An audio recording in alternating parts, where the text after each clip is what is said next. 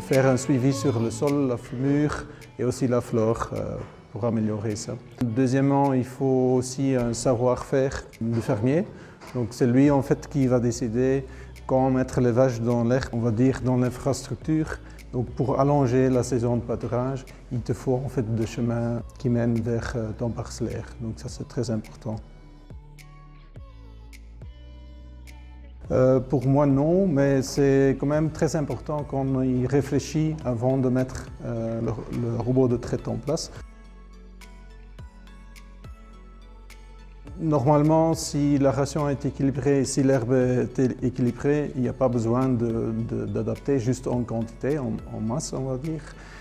Mais on voit quand même que dans la ration, dans l'herbe il y a plus de protéines, donc on peut réduire le correcteur protéique dans la ration à l'étable.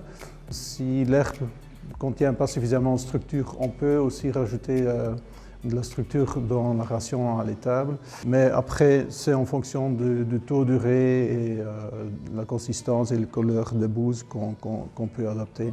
Donc c'est essentiellement en fait le moment où tu mets le mélange devant les vaches qui détermine aussi le succès de ton pâturage. Donc si on va mettre le mélange à 9 h le matin et on sort les vaches à 10 h, on sera déçu des résultats du pâturage. Donc il faut un peu adapter le moment de donner le mélange en fonction du pâturage. Donc c'est en fait le pâturage qui détermine la ration autour.